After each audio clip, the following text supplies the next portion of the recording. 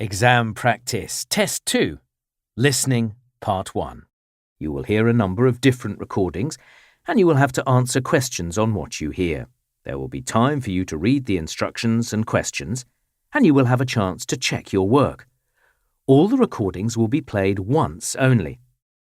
The test is in 4 parts. At the end of the test, you will be given 10 minutes to transfer your answers to an answer sheet. Now turn to part 1.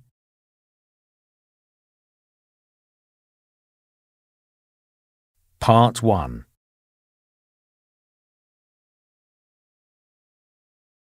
You will hear a man who is looking for a new apartment to rent, talking to a landlady who is showing him round an apartment. First, you have some time to look at questions 1 to 5.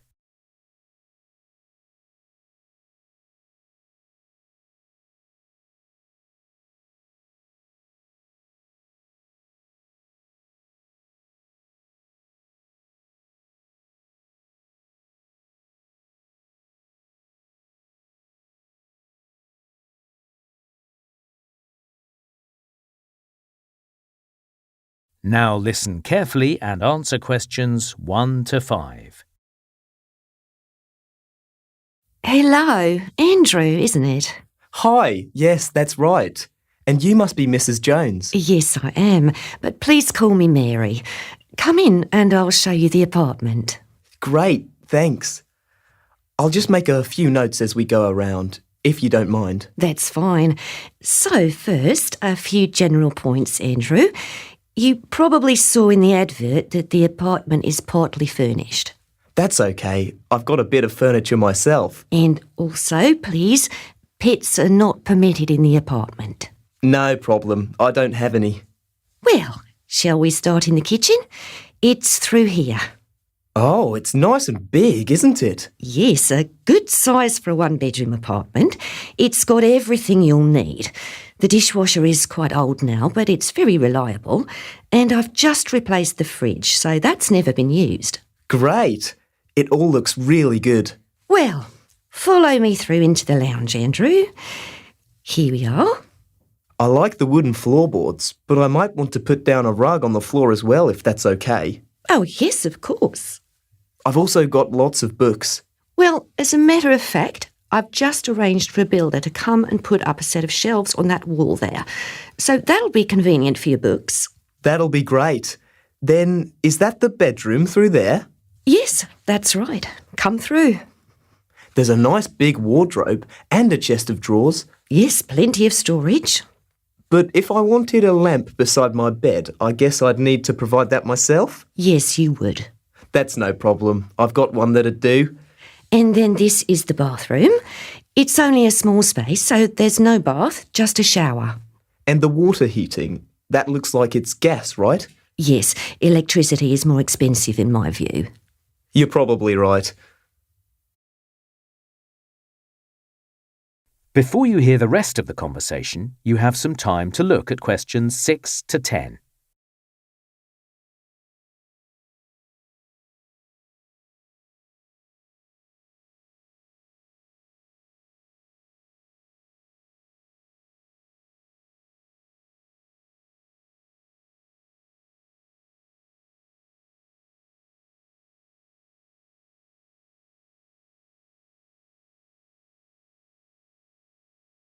Now listen and answer questions 6 to 10.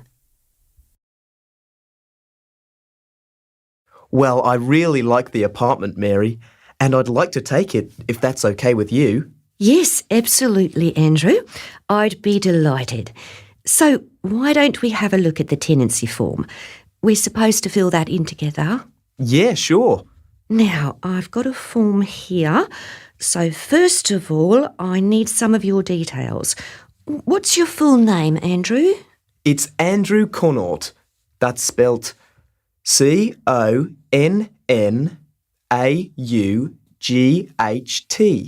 Great, got that. And what's the best way to contact you, Andrew? Well, you've got my mobile number. Yes, I know, but an email address would be good as well, in case I need to send you documents. Oh, right, I see.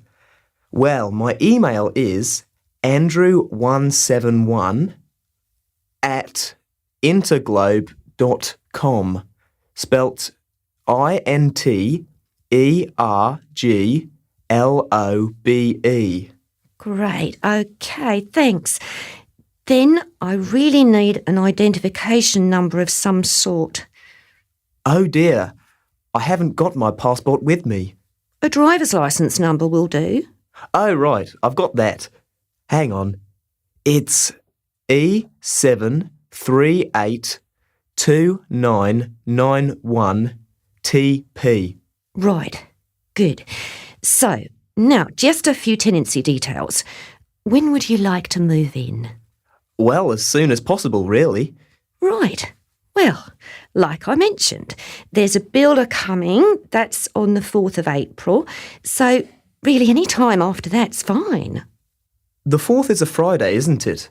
And that weekend I'm going away. So how about the 7th of April? Yes, that works well. Now, you'll have seen from the advertisement that the rent is $315 per week. Yes, that's okay. And there's also a bond to pay before you move in. It's like a deposit and you'll get it back at the end of your tenancy. How much is that? Well, I try to be reasonable. A typical bond for a one-bedroom in this part of the city is $500, but I only ask for $450. Okay, that should be fine. Now, what I'll do, Andrew, is email you my bank account details and you can transfer the amount over. That is the end of Part 1. You now have 1 minute to check your answers to Part 1.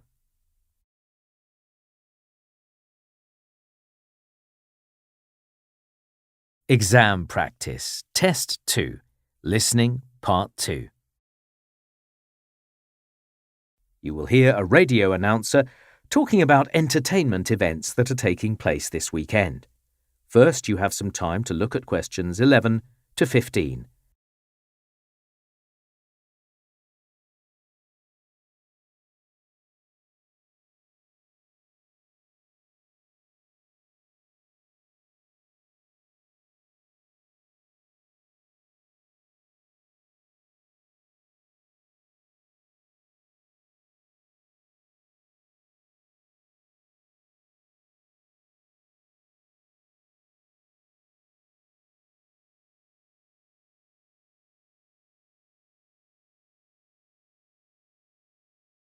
Now listen carefully and answer questions 11 to 15.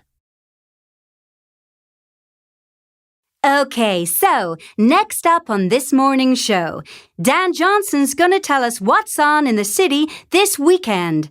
Dan. Well, thanks, Melanie. And there's certainly a great program of entertainment this weekend.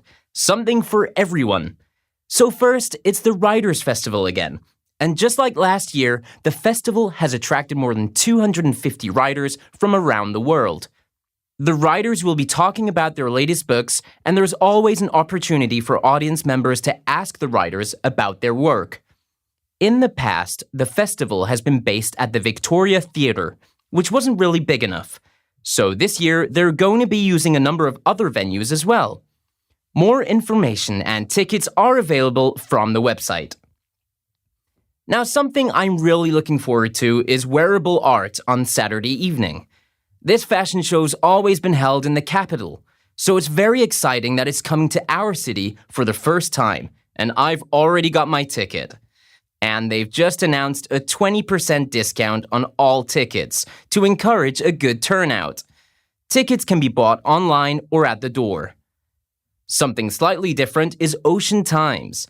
That's on Sunday morning at Brights Beach. Now, you might be thinking it's the wrong time of year to go to the beach for a swim or build sandcastles with the kids, and you'd be right. But what's happening is there's going to be a number of large tents put up on the beach for workshops, displays, and presentations. It's a chance for the whole family to learn about the science of the ocean and marine ecosystems and how to protect them. Sounds like a good way to spend your Sunday. Now, you may already have seen the advertising for the Artscape exhibition. This is an outdoor exhibition of sculptures and installation art that officially opens this evening, and you can go along whenever suits you over the weekend. It's being held up at the Sanctuary Reserve, and the idea is you wander wherever you want around the reserve, enjoying the artworks and a natural environment. I'd recommend you take a warm coat, though, because it can get quite windy up there. Now, the Civil Theatre is open for tours this weekend, too. This is a great chance to go backstage at the city's largest theatre and see all its secrets. This event is only held once a year, so these opportunities to tour the Civil aren't too frequent. I went last time and can tell you it's well worth it. Before you hear the rest of the talk, you have some time to look at questions 16 to 20.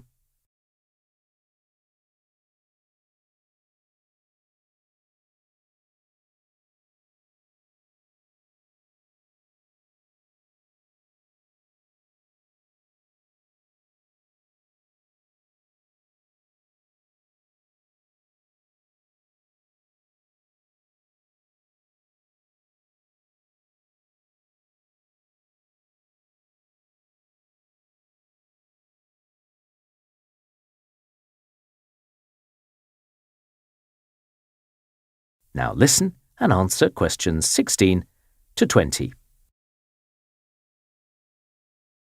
Okay, so what I'll do now is just run through a few more events that are on over the weekend. So every Friday night, of course, is the night market, a great place to eat delicious street food from around the world. If you haven't been before, it's in the old Smith Street warehouse, just a short walk from Central Station. This is often really popular, so get there in good time to be sure you beat the rush. There's also the local Buskers Festival on Saturday and Sunday afternoons. This is a chance for buskers and street performers from across the city to perform at an organized event. If you're interested in going along, please note, it was going to be in King's Square, but actually it's now going to be held down on the waterfront, where there'll be plenty of space for everyone. Now, later this afternoon, it's Stand Up for Kids. This is a stand-up comedy show aimed particularly at children aged from 5 to 10. This is being held in the hall at Swanson College at 4 p.m. today. Just bear in mind that the roads around the college can get pretty congested at that time on a Friday, so allow plenty of time to get there. But it's bound to be a great show, and the hall at Swanson is huge, so you shouldn't find it hard to get a seat. Then it's Sunday Unplugged on Sunday afternoon, with a number of local bands playing at the old post office building in Morningside. There's a great range of acts this week. Check online for details. Though it's the usual issue with the old post office venue. No parking at all in that part of the central city. And the train service is suspended on Sunday for repairs, so if you're taking the bus, leave early. And on Saturday evening, it's the Ignite Dance Finals. This is the final of the inter-school dance competition, so I know there'll be a huge turnout. If you haven't already got your ticket, I'd do so without delay to avoid disappointment. It's being held in the Ridgeway Theatre, same as last year, so there'll be a great atmosphere. Now, one other event that you absolutely cannot miss is... That is the end of part 2. You now have half a minute to check your answers to part 2.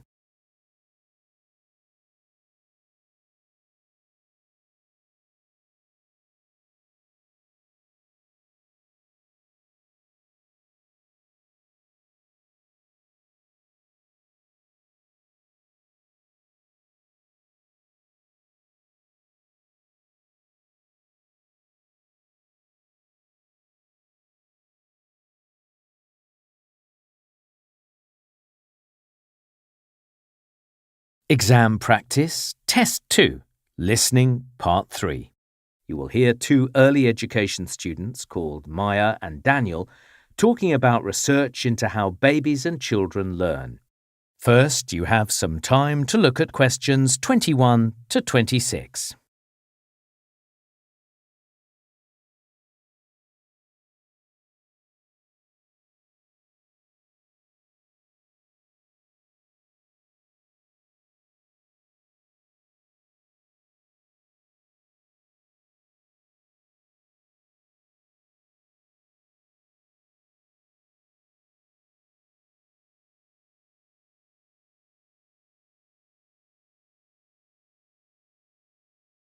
Now listen carefully and answer questions 21 to 26.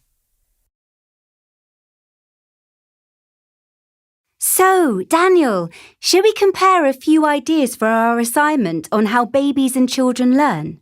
Good idea. I've started the reading. One thing I read about was these learning videos. Oh, yeah. I read about learning videos. The baby watches a short film with some basic vocabulary, maths and science, and they learn as they watch. That's the idea. Certainly babies will pay attention to videos for long periods of time. Yeah, but there's been research to show that babies don't learn effectively from screens. Actually, they learn by interacting with their parents and other caregivers. That's the best approach. It's interesting. Another issue with learning videos is that babies ought to have playtime. You mean in a group? Not necessarily. It can be alone, actually. But what's important is that they investigate their own environment. They should examine the objects around them and experiment, so they discover information for themselves. And they don't get that sitting in front of a film. That's a good point. Then I also thought I'd write about the present research in my assignment. Oh, yeah. I read a bit about the present research, and it's true, isn't it? When you give a baby a present or gift, some of them are more interested in the wrapping paper than the present itself. But it's not some of them. The research shows that pretty much every baby prefers the paper to the present. Whether male or female, it's just a human characteristic. Really? I'd thought there'd be more exceptions. Apparently not. It seems that playing with the paper or ribbons or box stimulates the baby's senses. They touch everything, climb into the box, put the ribbon into their mouths. And brain scans have shown that sight, sound, touch, smell and taste are all stimulated in this way. It's amazing the researchers produce so much specific information just from studying presents. I hadn't expected that. The results cover so many different aspects of baby behaviour. Yeah, exactly. But it shows us that babies learn by playing. So we shouldn't stop wrapping up babies' presents. No, definitely not. Then I also read about babies and second languages. There was a really interesting bilingual experiment in Spain. They tried teaching English to a group of 280 Spanish children in different preschools. So the research subjects were in different schools? Yes, but the researchers deliberately selected teachers who all had the same education. They'd been trained to use a style that focused on play and social interaction. So because of that, the experiment was standardised across all the schools. That's really important. Yeah, I agree. That was a great idea. The subjects were aged between 7 months and 3 years old, and the children were given a 1-hour English lesson for 18 weeks. Did they seem to enjoy the lessons? I don't have any information on that, but at the end of the experiment, each child could produce an average of 74 English words or phrases. But did they remember them? Well, follow-up testing showed that the classes had a long-term benefit. Yes. Wow, that's remarkable, especially considering some of the children were so young. I think so too. It really shows how babies and small children can learn through playing. Yeah, I wonder if other schools will try the same thing in future. It'll be interesting to see what happens. Before you hear the rest of the talk, you have some time to look at questions 27 to 30.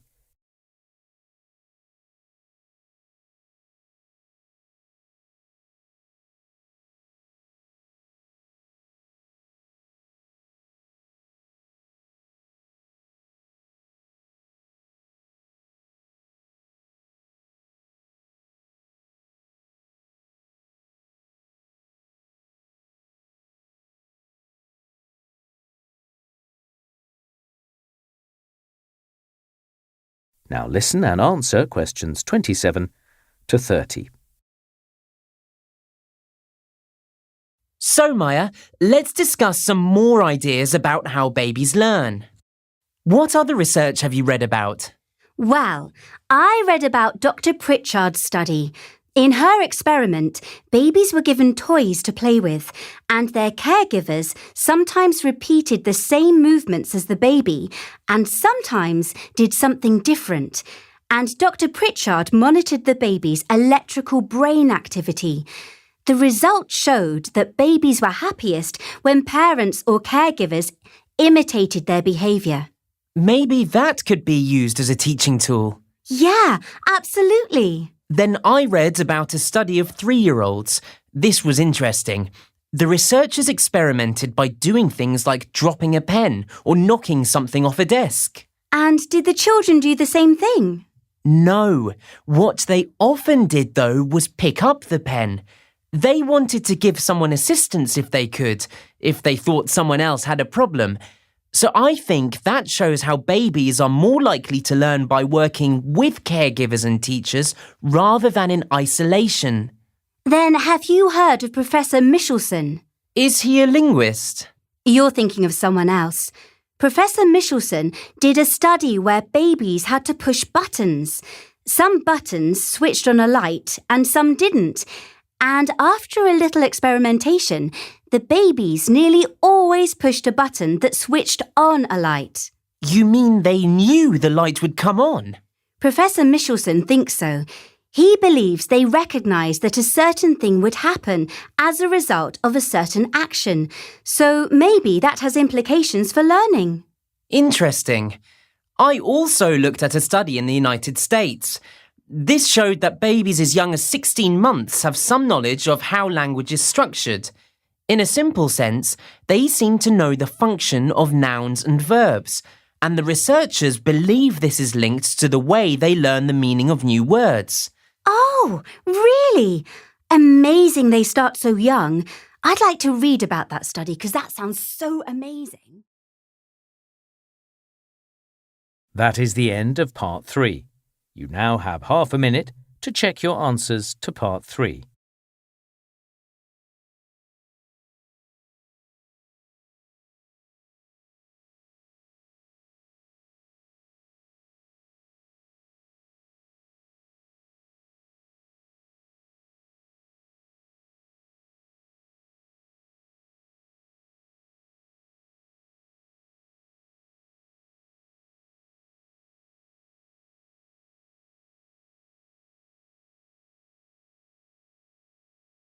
Exam practice, Test 2, Listening, Part 4. You will hear an engineering student giving a presentation about a female engineer called Sarah Guppy. First, you have some time to look at questions 31 to 40.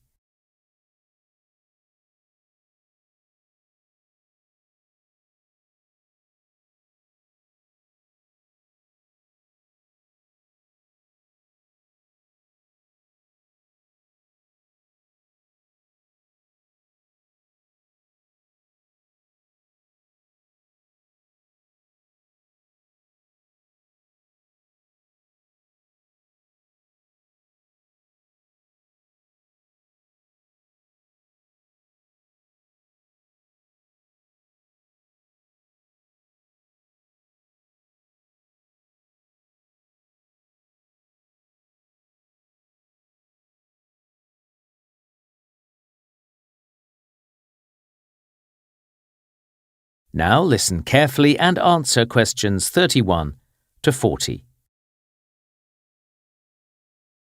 Well, hi everyone.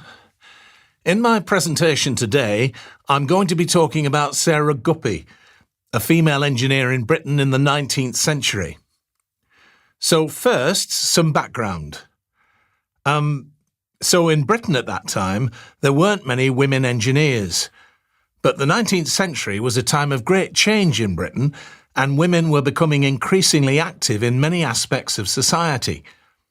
So one example would be Jane Harrison, who was a linguist and an expert on ancient civilizations. Jane Harrison is credited with being the first woman to be employed as an academic at a British university.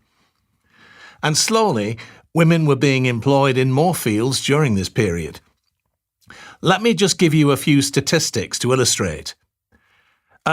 So by the end of the 19th century, there were thousands of musicians and actors, more than half in each group were women. When it came to the professions, the numbers were much lower. So dentists, there were 140 women, and there were 212 women who were employed as doctors at the end of the century. OK, so moving on to Sarah Guppy herself. Sarah was born in 1770 in the city of Birmingham into a family of merchants. Aged 25, she married Samuel Guppy and moved to the city of Bristol. Then in 1811, she patented her first invention. This was a method of building bridges that were so strong they could withstand even severe floods, which might otherwise have destroyed the bridge. Her idea was used by the engineer Isambard Kingdom Brunel when he built the famous Clifton Suspension Bridge. Sarah was not directly involved in this project as an engineer. However, she is known to have constructed models representing the entire structure, and these were of great assistance to Brunel when he built the Clifton Suspension Bridge. What's more, Sarah was involved in the project to build the Clifton Suspension Bridge in another way too. Together with her husband, Sarah was an important investor in the project and did well out of it financially.